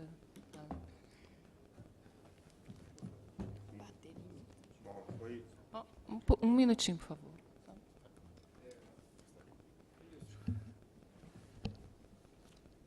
É que eu tenho um problema de educação a ser resolvido. Eu preciso buscar 2 filhas na escola agora. Então, eu pediria licença ao ministro Marcos Benquerer para falar um minutinho apenas e me ausentar, porque meu telefone continua tocando aqui. O Tribunal de Contas da União é um órgão constitucional que tem a finalidade precípua de, ao final das contas, contribuir para a melhoria da gestão pública. E o tribunal se pauta pela Constituição e pela legislação. A administração pública, muitas vezes, é o que nós vimos no caso das fundações de apoio, dos hospitais universitários, das universidades, os gestores acabam sendo levados a cometerem algumas irregularidades para manterem as suas unidades funcionando a bom termo, e o Tribunal de Contas detecta essas irregularidades à luz do que está na legislação e, muitas vezes, encontra soluções paliativas, compreendendo a realidade distante da legislação. Esse foi o caso, como o ministro Marcos Benquerer disse, das fundações de apoio na sua relação com as universidades, um problema largamente conhecido, que foi recentemente enfrentado pelo Congresso e pelo Presidente da República na edição de decretos. Por isso, o controle é um controle não sobre o gestor público, mas é um controle em favor da sociedade, no cumprimento daquilo que os seus representantes legais decidiram normatizar na lei e na Constituição. Ele não pode ser visto como um órgão que vá lá trazer problemas aos gestores. Nós estamos cumprindo o mandato constitucional na melhor forma. Se a melhor forma de atuar é mudar a legislação, isso o tribunal tem dezenas, inúmeros acórdãos propondo modificações na legislação, inclusive no relacionamento das fundações de apoio, que é uma das nossas mais nobres missões. Nesse debate sobre hospitais universitários, eu me detive numa questão mais pontual, que é da necessidade de uma lealdade do legislador com a população, deixando claro as razões que decide legislar de uma forma ou de outra.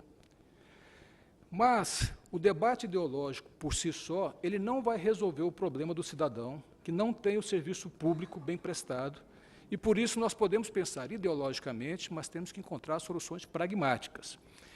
E não podemos, como disse o procurador Marlon, fingir que os gestores, que nós, servidores públicos, somos parte do problema e da solução. O serviço é ineficiente, há problemas de cumprimento de horário, há problemas de competência no trabalho, não subjetiva das pessoas, mas de trabalhar não o suficiente, há problemas de regulação, há problemas de gestão, gestores que não encontram as condições mínimas. Para resolver esse tipo de problema, apenas ideologia não resolve. É necessário uma visão técnica, um diagnóstico dos problemas, uma boa definição do que se pretende com o hospital universitário, de como isso, como a doutora Ana Maria colocou, se insere no SUS, na lógica do SUS, para propor soluções concretas que resolvam o problema.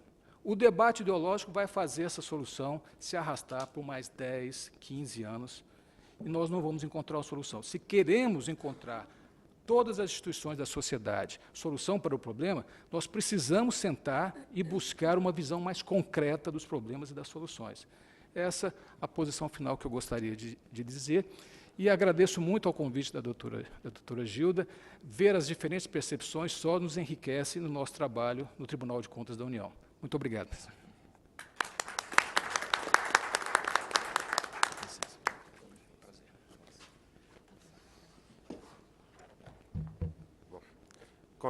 O ministro Éder colocou muito bem, né, o TCU faz controle da aplicação dos recursos públicos federais em benefício da sociedade, né, não é de A nem de B nem de C, o controle é em benefício da sociedade. Mas ele respondeu muito bem o questionamento, mas eu gostaria de adicionar alguns comentários, né, sobre umas perguntas mais concretas. Com relação à possível constitucionalidade ou inconstitucionalidade da medida, né, isso aí realmente é a questão que não é afeta ao Tribunal de Contas. Isso aí, provavelmente, né, se a questão for levada ao Supremo Tribunal Federal, é o Supremo que vai decidir a respeito uma possível inconstitucionalidade dessa medida, né. Então, isso aí, o tribunal teria que realmente esperar, né, a menos que isso aí seja questionado em algum caso concreto. Com relação às determinações feitas pelo TCU, junto com o Ministério Público, né, que foi dado um prazo para resolver o problema, essas determinações nada tem a ver com a justificativa usada pelo MEC. O TCU fez as determinações, né, dando um prazo para que o MEC resolvesse o problema da maneira que ele achasse melhor possível, e, claro, observando as leis e a Constituição. E a iniciativa de adotar essa posição pela medida provisória, né, não tem nada a ver com o que o TCU determinou. Realmente são decisões diferentes. Agora, a questão do governo usar isso aí como justificativa, né, respondendo a outro questionamento, né, eu não posso antecipar a decisão do TCU, mas eu imagino que vai acontecer o seguinte: em cada processo desses que estão em andamento no TCU, que são vários, os responsáveis vão alegar que cumpriram aquela decisão com a edição da medida provisória.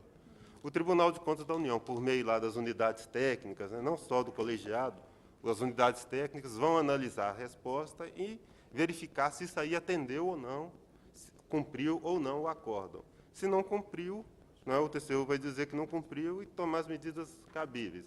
Se cumpriu, o TCU vai aceitar e arquivar o processo. Mas isso é uma decisão colegiada que nós não temos como antecipar. Mas eu imagino que vai acontecer dessa maneira. Muito obrigado.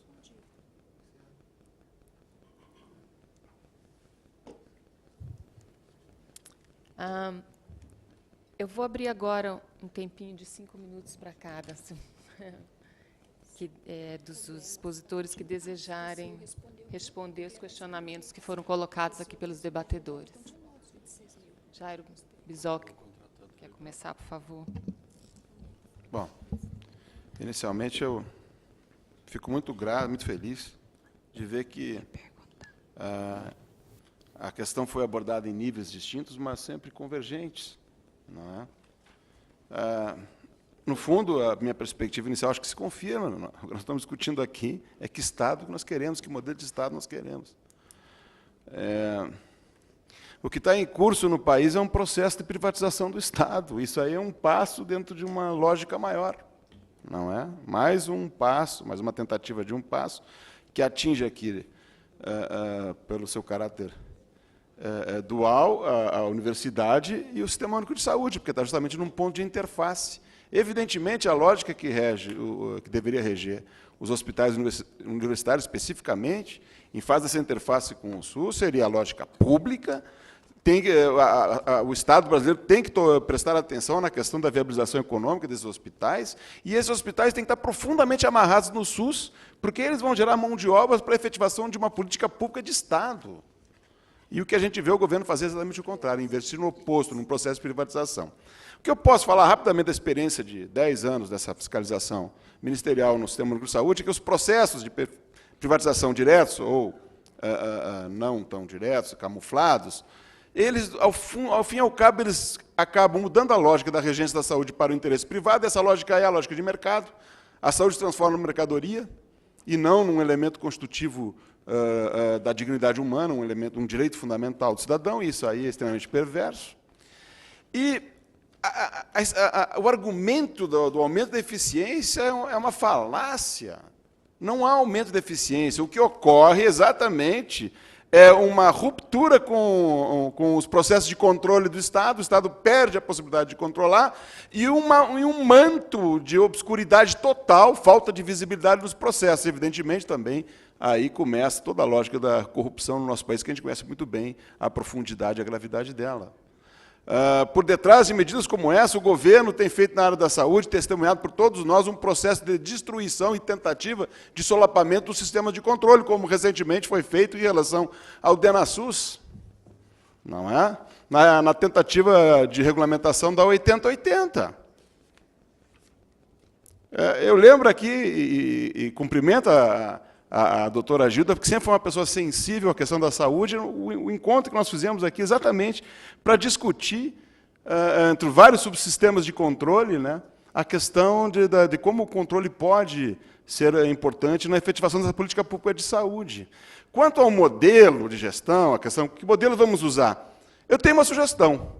Que tal a gente cumprir a Constituição? Não é uma boa sugestão? E vamos aplicar o regime único, jurídico único que nós temos aí? Eu dou essa sugestão para o Estado. A pena que o Estado não tenha vindo aqui, porque eu daria essa sugestão. Aliás, eu lembro que o Estado brasileiro, o governo, é claro, não o Estado, o governo brasileiro usou o regime jurídico único para fazer, com muita rapidez e eficácia, uma agência chamada Agência Nacional de Saúde. E aí eu fico a me perguntar, será que um governo que se investe numa Agência Nacional de Saúde, que então está trabalhando na perspectiva de necessidade de regulamentar o setor privado, está realmente interessado em fazer política pública de saúde? Então, há muita contradição no governo disso aí. É muito claro, e eu concordo plenamente com o Marlon, a questão é, falta vontade política, está muito claro, falta vontade política do Estado fazer SUS. O que me faz levantar, e para encerrar minhas palavras, os meus últimos 3 fios de cabelo, é que quais as ferramentas que nós dispomos para garantir a efetivação de uma política pública de Estado e, por isso mesmo, vinculante. Como é que a gente pode atacar as inconstitucionalidades das políticas de governo de uma maneira eficaz? Quais as ferramentas que nós temos? No plano judiciário, essa intersecção é um desastre. Hoje, o processo de judicialização do SUS se dá pelo trato do direito como se fosse um direito individual. Isso gera uma tsunami infernal de ações, infernal para o Sistema Único de Saúde e infernal para o sistema judicial. Então, ambos, essa interface, judicialização, interface, sistema judicial e sistema público de saúde, é infernizante para os dois lados. Então, estamos alcançando uma situação de impasse, de estolamento do sistema judicial, não é? E não funcionamento do sistema de saúde. Não é? A judicialização pelo viés individual impõe um ganho de racionalidade que um sistema como o sistema público de saúde, que é subfinanciado, não resiste. Não é? E, ao mesmo tempo, os processos de judicialização para garantir a efetivação das políticas públicas via ações civis públicas se dão dentro de uma concepção extremamente retrógrada de ação civil pública, como se fosse uma mera ação, uma ação condenatória, como se a condenação, e condenar é condenar a realização de uma prestação, fosse possível para se efetivar políticas públicas complexas que envolvem interfaces de vários setores, não é, como a questão da saúde pública. Então fica também essa perspectiva, essa angústia que eu quero deixar aqui. Quais as ferramentas que nós dispomos para garantir? Nós somos o Estado de Direito mesmo? Se somos, existe uma política pública de saúde? Sim, ela é vinculante? É. Então, como é que a gente vai fazer o governo? Os governos estão cumprindo? Não. Então, como nós vamos fazer cumprir? Ou não somos um Estado de Direito. Tá? Isso são os descaminhos que a gente vê dentro desse atropelo do interesse privado sobre o público, esse aprofundamento da promiscuidade entre um e outro, esse véu, essa nuvem de fumaça que a gente está vendo em cima da gestão dos recursos públicos do nosso país, e aí as políticas sociais, né, vão para o lixo. E o que a gente vê também, e eu gostei de ver isso confirmado aqui, parece que há realmente uma hierarquia dentro da esplanada dos ministérios. Parece que a área econômica manda e a área social é mandada. E o que é pior, será que realmente eu posso projetar no plano constitucional? Existe um direito constitucional de primeira grandeza que faz a regulação econômica e um de segunda grandeza que não é tão direito constitucional assim. É quase como aquela Constituição Real do La Salle, de 2 séculos atrás, né? Dos fatores reais de poder, o texto não levem a sério que não é para ser cumprido. Que Estado de Direito nós somos?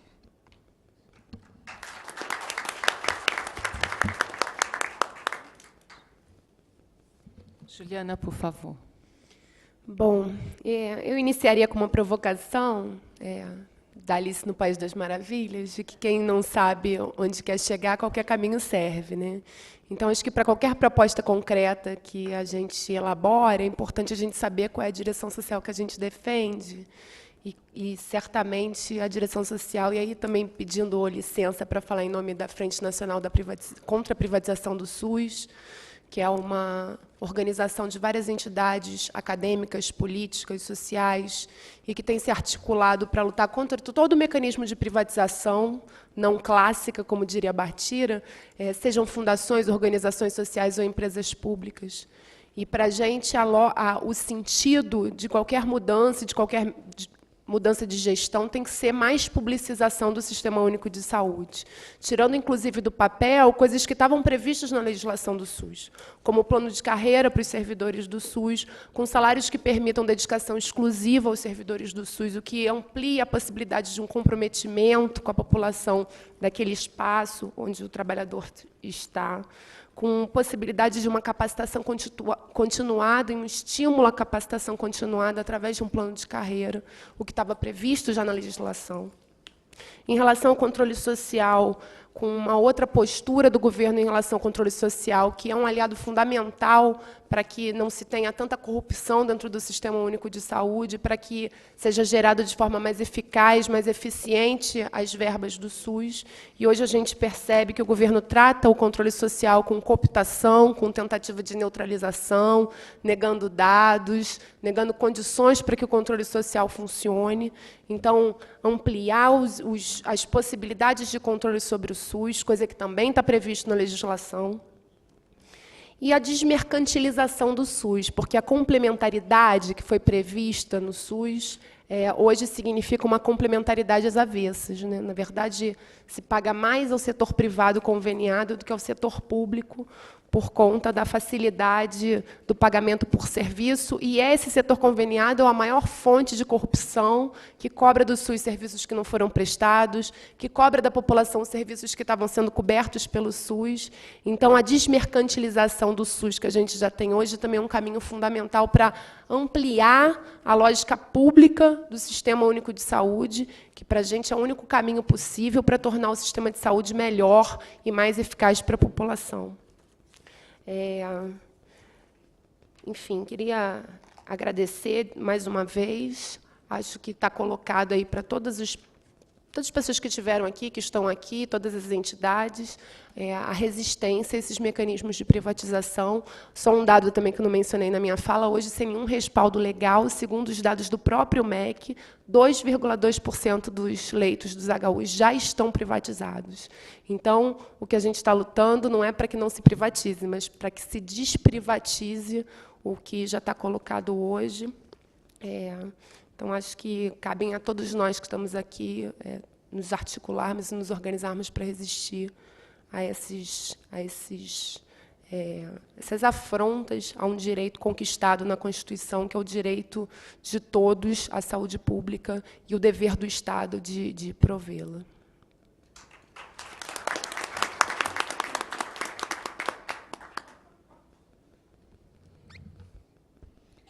Bom, oportunidade de algumas palavras finais.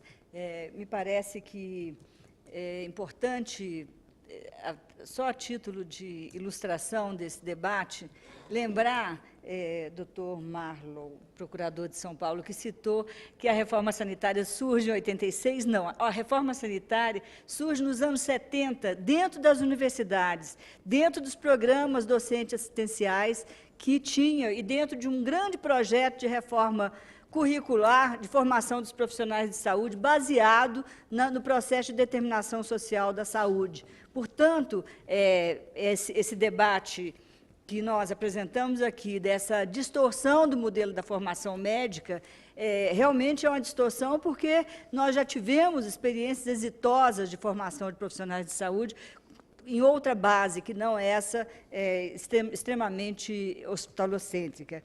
E esse comprometimento da universidade na retomada desse curso dos profissionais de saúde me parece importante e oportuno de ser colocado aqui nesse momento. Por outro lado, eu queria apresentar aqui, na linha que nos disse e que alguns outros expositores e debatedores nos apresentam aqui, mas especialmente o ministro Éder, que nos faz uma provocação e que nos parece muito pertinente, de que, se temos um compromisso com a população, se o SUS ele precisa de ter o foco essencialmente na população, no direito social, no direito à saúde, nós precisamos de sair desse impasse e buscarmos soluções efetivas.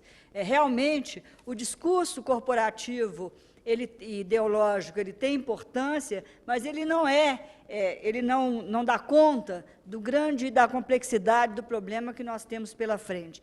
E é nessa perspectiva que o SEBS vem construindo esse debate, e esse documento eu gostaria de deixar à mesa como um documento de contribuição do SEBS, para que nós possamos nos agregar em torno de um debate sobre autonomia gerencial para unidades públicas de saúde nos moldes da Constituição e das suas leis complementares. Portanto, essa é uma proposta concreta que deve, inclusive, sobrepor-se a todos esses debates que vêm se despontando no país e que estão aí ameaçando e colocando lenha no processo de privatização, mas que também são frágeis no enfrentamento do problema.